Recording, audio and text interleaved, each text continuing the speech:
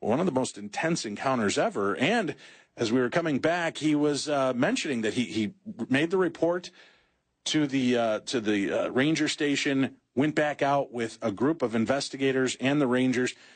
He walked them through his entire pathway, and you said that when they went down back to the area where you saw the Bigfoot encounter, where he walked across, they were able to qualify that something big and something animalistic did walk through that area within the last 24 hours. Yes, and then he called us down to an animal trail where he had found a very large track that dwarfed my size 16 shoe. And he was squatted down at the ground while we were all standing around him, and he said, "I want to let you know this is not a bear track." He said, "This is a Sasquatch track. But I also need to let you know that the park has a policy that we will not acknowledge the presence of the Bigfoot species within the park boundaries with the media." And we're all kind of looking at each other. What the heck does that mean? What do you mean you have a policy? You don't have a policy unless a group of people sit in a room and create a policy, and you don't sit in a room talking about creating a policy unless you have a reason to, i.e. a history of other reported sightings.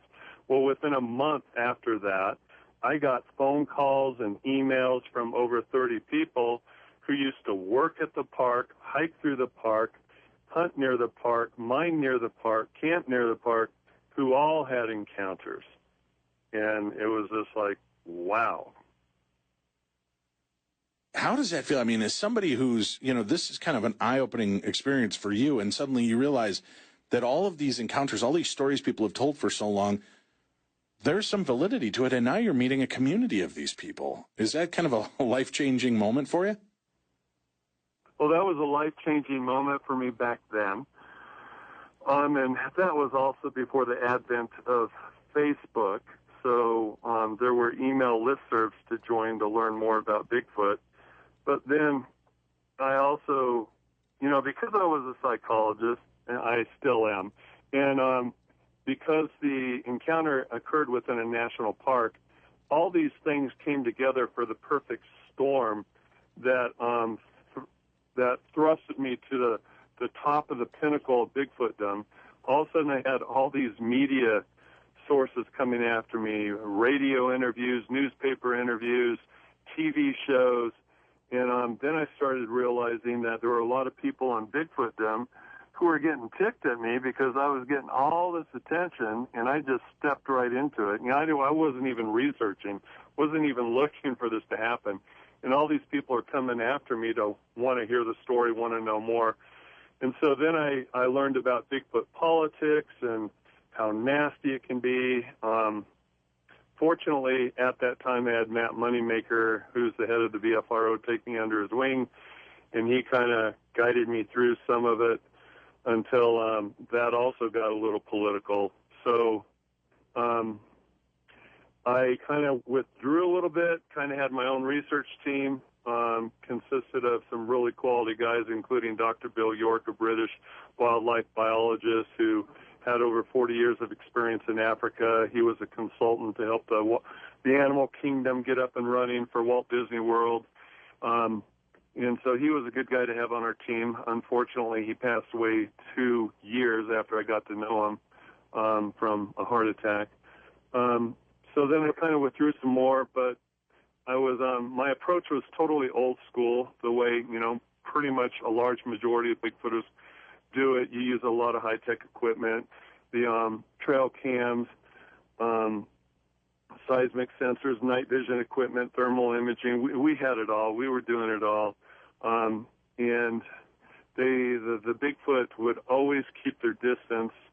We pulled up a number of tracks out of the ground, found some scat piles, bedding areas.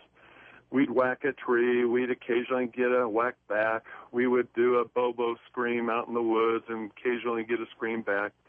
But after 10 years of doing it the old schooler way, I began to go, is this it? Is this all that's ever going to happen? Is get a whack back, get a scream back, find more tracks out of the ground. How many tracks do I need to have? I started giving them away because it was like, so what? Here's another track, big deal. I want to see them. I want to interact with them. I want to get up close and personal with them. I want more than this. And that's when I decided to make the switch over, because I was learning as I was going along, again, about the politics. And, you know, the one camp is the old schoolers, the traditional researchers who believe that Bigfoot is a descendant of Gigantopithecus or a relic hominid. And then you have this other group, the woo-woo crowd, the kooky bunch, the weirdos, the ones, quite frankly, I used to slice and dice and tell them to go crawl in the hole they came from because they were discrediting us true researchers. I was not very kind to them. I was actually quite vicious to them to protect the integrity of real researchers, only to find out after 10 years that what the real researchers were doing wasn't really working. And then I realized, wait a sec, Peter Burns done this for 40 years or more. He's never seen one. Krantz never saw one. DeHinden never saw one. John Green never saw one. Meldrum's never seen one. These guys who are, you know, the Four Horsemen and all these popular guys in Bigfoot, them doing it the old school way, aren't having any success. Am I going to give it another 10, 20, 30 years and end up being the same way? No, I'm not going to do that. I'm going to try what this other group of people were suggesting, which is leave the high-tech equipment at home and just come out with an open heart and an open mind and try to develop a relationship with them, a friendship, earn their trust, kind of a Dr. Jane Goodall habituation approach. So after 10 years, I made the switch over. And within a year of making the switch over, it all took off exponentially in a major way. And it's been incredibly awesome since that time. And once you take the red pill, there ain't no going back. There's no going back to the blue pill. And the one thing that I remember as an old schooler, and I still hear it to this day from the old schoolers, is that the woo-woo crowd, the cuckoos, the wackos, they're chasing unicorns to the forest. But the reality is the old schoolers, the ones who are looking for Gigantopithecus, the ones who are looking for the relic hominid, they're the ones who are looking for unicorns. They're never going to find that Bigfoot because that Bigfoot doesn't exist. But the paranormal Bigfoot, that Bigfoot does exist. The North American Indians have been right in what they've been talking about for hundreds, if not thousands of years. That Bigfoot exists. The old schoolers are chasing unicorns. Well, you refer to the paranormal Bigfoot. Give us again for listeners just tuning in that may not have an understanding of the differentiation. What do you consider the paranormal Bigfoot? Paranormal Bigfoot is a Bigfoot that has special abilities that the North American Indians had talked about for hundreds, if not thousands of years. They have the ability to hide, and it's not just hide behind a tree or hide behind a brush or stand still and blend in with the environment. They have the ability to cloak, is a word I will use, to almost go like invisible. If you watch the Arnold Schwarzenegger Predator movie and you see the shimmering image of the alien that's cloaked itself, they can do that. And I've seen that shimmering image, and I've seen the movement, and I've seen steps come toward us. With me tonight is my fiancée, Cynthia Kreitzberg. She's been out there with me for 5 years. And in September of 2011, she, myself, and another friend of ours, we were conducting a night sit. We saw the solid figure of an 8-foot Squatch walking toward us, kind of in the dark of night with a very bright moon overhead. And suddenly that dark figure cloaked, but it kept walking toward us. You could see the footsteps on the ground and the ferns moving and the branches moving and the steps, and it's getting closer and closer. And my buddy was saying, Doc, it's getting closer. And I stood up, and, you know, I'm 6'9", 300 pounds, and it walked by me, bumped my left shoulder, spun me around like I was a little kid, and then kept walking. And, you know, again, you could see the footsteps, hear the footsteps, see the ferns move, the branches move as it walked into the trees and brush behind us. At the time, I didn't know what had caused Matt to spin around. I thought he was just watching it as it went by. And as it walked by, the entire left-hand side of my body was just tingling with this energy. I had never felt anything like it in my life. All right, so you believe that this beast has the ability to cloak, which would make sense to so many of the people that have seen it. There 1 second, gone the next, and how could something that large just not be there? How could it just disappear? So you believe that it truly does have these capabilities that the Native Americans have always made these claims of. How does that help us in trying to understand these creatures? Do you believe that they are natural to our plane, to our planet, or are they what some people refer to as interdimensional?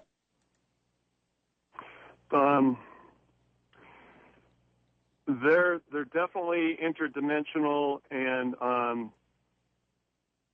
I hesitate to give away too much information because some real major stuff has happened recently, and I know this is going to sound crazy, but I've been asked not to reveal it until next year because those who have been working up close and personally with me and who know me need time to adjust, plus they need time to adjust with a transition that recently occurred. Now you do have some of the Native American culture. I have to honor the request. Okay.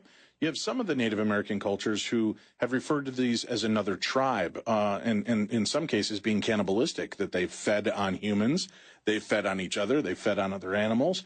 If how do you separate what different Native American tribes have seen and believed and coexisted with? Okay. No, they don't eat each other. No, they don't eat humans. And no, there's a lot of crap that people make up today. They're just imposing their fears onto the Bigfoot people, and fear sells. And a lot of humans are making the mistake of imposing our own humanity upon them. If we're like this, then they must be like this.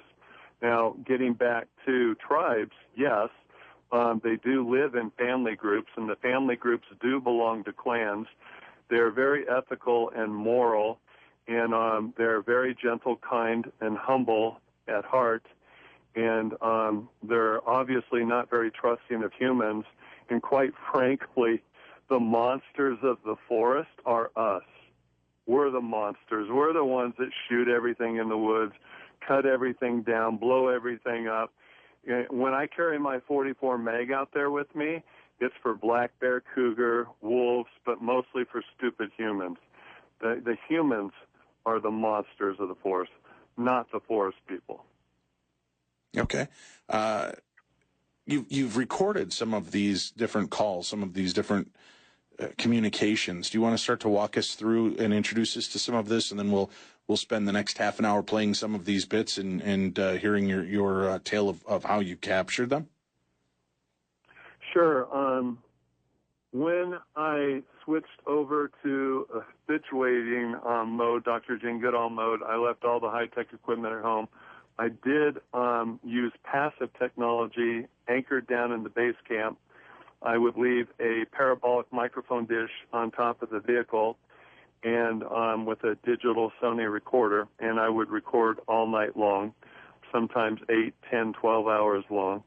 And I would capture some very interesting sounds. I asked Amy to have you guys prepared to play these sounds within the chronological order of the dates attached to the sound files. So I hope. Sure. And now let me get in front of this real quickly, just because I know I'll have people hitting me up on all the social media and emails during this segment. The different vocalizations and noises that you got, have they ever been taken to a zoological linguist to understand if this is a known sound, a known animal, so that they can kind of weed out what's the good and what's the unidentified? These aren't like Ron Moorhead's Sierra Sounds, where you have a, it's not like that. This is a spoken language that sounds like a North American Indian dialect with staccato syllables. You just